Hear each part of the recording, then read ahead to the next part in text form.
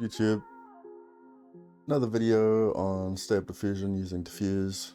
Today we're just going to be going over text to image and how to do that within Diffuse and just what the different buttons and the different options are. So I'm going to start by loading a model. I'm just going to load this Flux 2 point Klein 9 billion base. And so we've got a few different options here. You've got your resolution, which is pretty straightforward. The bigger you make this, the bigger the memory requirements are going to be. So you can make this too big, and if you run out of memory, it's not going to work. And I also find that this works best if you sort of scale it uniformly. So for example, 1000 by 1024, if I wanted to make that landscape, then it helps if I increase the height by say 256, then it tends to help to decrease the width by the same amount, 256. You don't strictly have to do that, but it does help in my experience. And you don't have to just use these preset resolutions either. You can hit this button here and then you can type whatever you want in here, but it helps just to keep it within the multiples of 2, like 1024, 2048, etc. And yeah, it helps it to stay within proportions. I don't know how to word that better, but like I explained. You've got your seed here, defaults to random, but you can set it to specific seeds if you want. If you want to get the same image out again with a slight tweak, keep the same seed. Otherwise, if you want completely different results, stay on random. It's going to pick a different thing. And then you've got your different schedulers here. There's only flow match Euler discrete for this one, so you don't need to worry about that, but you will have options. Like if I switch to stable diffusion XL, I'm pretty sure there's more than one option there. You've got your steps. This is the main one you're going to be playing with, really, and that's just how many iterations the AI is going to go through trying to make the image look like what the image is. So more steps is going to take more time, more memory, less steps, less time, less memory. But yeah, that's pretty straightforward. Then you've got guidance, which may be referred to in other places as CFG scale. If you're familiar with CFG scale, that's what guidance is. Basically, it controls how strongly the AI is going to follow your prompts. So you have a lower CFG or lower guidance, it's going to be a loose interpretation of your prompt. It's going to get more creative and be able to interpret that more freely. Whereas you get it a higher guidance, it's going to very strictly try to adhere to the prompt. If you set that too high, it can sort of make the image look unnatural or sort of overcooked. So yeah, you can just tweak that as you see fit. And then shift is just sort of adjusts the noise as it's distributed across the steps. So it changes how early or late the details are formed. So if you have a lower shift, it's gonna focus more on the early structure. It can give you sort of softer, more coherent shapes. Whereas if you set the shift higher, it's gonna give you more detail added in later in the process, so it can sort of increase the sharpness or contrast or the crispness of the image. Then you've got stochastic sampling, which stochastic I think just means random. Essentially, the model is just going to add a bit of randomness while generating the image step by step. And so because of that, even if you have the same prompt and the same seed, you may end up with different results if you've got stochastic sampling enabled. And then for dynamic shifting, basically shifters when detail in the structures are emphasized during the denoising. So it's going to change that timing as the image is being generated. So yeah, like the sampler just adjusts it step by step, and then the early steps behave differently from the later ones. But for the most part, you won't need to change these too much. Like the defaults are pretty good, but you know, they're there for you to play around with if you want. And then for your power users, we've got the advanced section. Like honestly, I don't feel confident enough to give full descriptions of what all these are, but if you do want to play around with them, they're there for you to play around with and sort of get a feel for what they do and how they affect things. But in my experience, you generally won't need to touch this stuff at all, but it is there if you need it. So what else have we got? So we've got memory. That just lets you set your memory profile. For the most part, I just leave it on auto, but if I want it to run in highest mode, or if I want it to run in lowest mode, I've got the ability to tweak that there. And then for this is just changing the compression.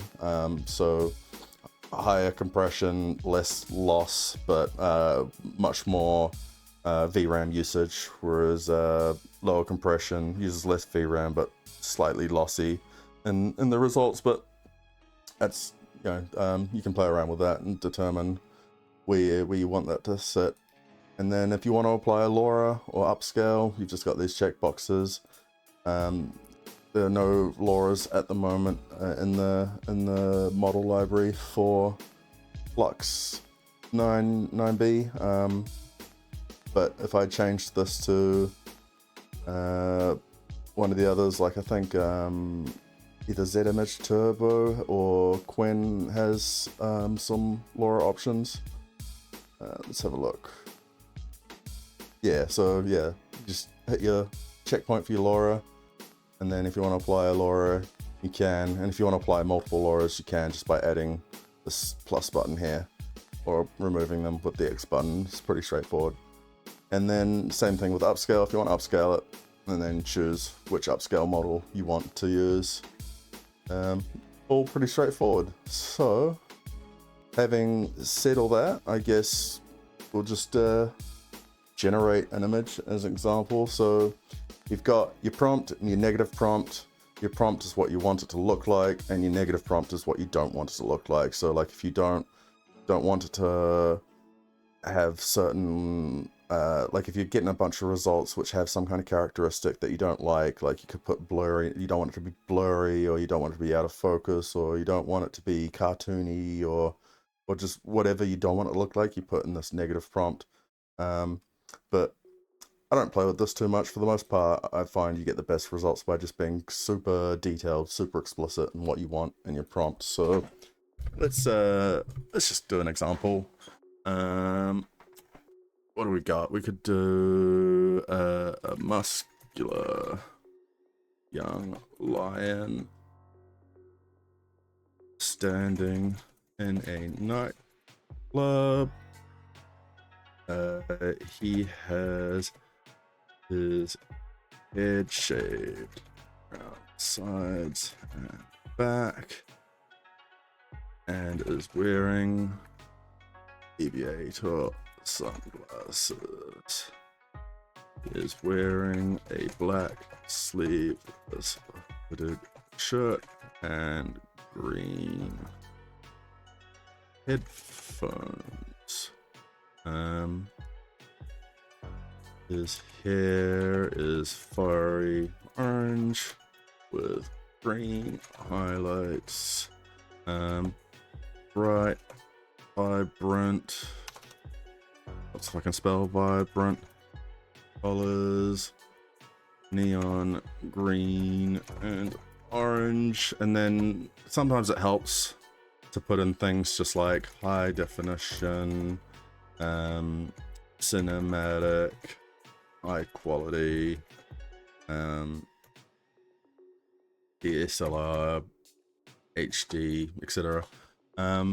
We'll see what it spits out. So I'm just gonna hit load. I probably should have done that already because it could have been loading this whole time I was talking. But we'll wait for that to load and then I'll hit generate.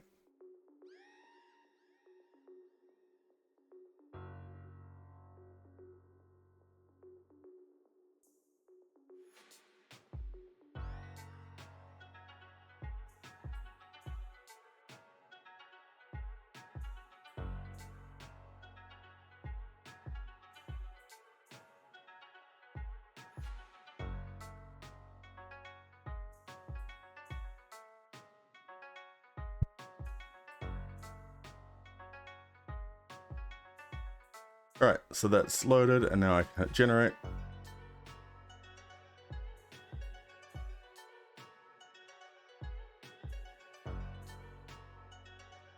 And then, yeah, you've got your image, and if you don't like it, you can hit generate, try another seed. You could try tweaking your prompt, mess around with your steps and guidance.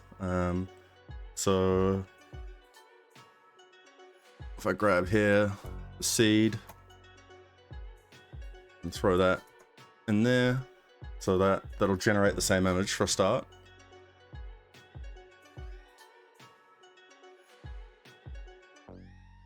And then you can play around with your steps. So if I want to see what it looked like with a bit more steps, then I can do that.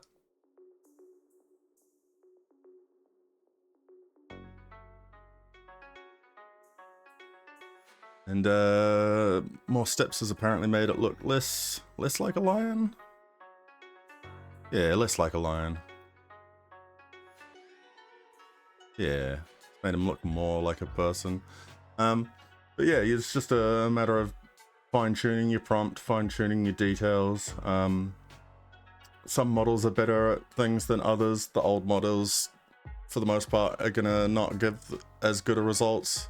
My experience, these later models like Flux 2.2 Klein give much better results, just because they're more recent, they're more fine-tuned or whatever. So if I load Flux 2 Klein, we'll get a much different image because it's just a completely different model. Otherwise, text to image is very straightforward. It's probably the easiest one to use out of all of these. Just pick a model, describe what you want to see, and you're away, basically. So now that that's loaded, that model, I'll hit generate, and we'll see we get quite different results. Even though we've got the same seed and the same prompt, different model, we'll get very different result here. So I'll just wait for that to generate.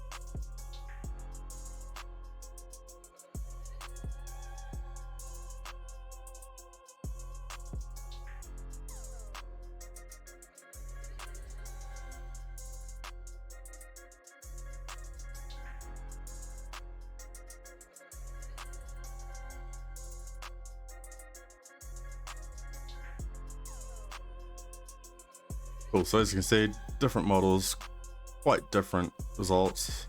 It's not a huge difference, I guess, between Z-Image Turbo and Flux 2 in this particular example, but if I switch to Stable Diffusion XL, for example, you'll see a big difference.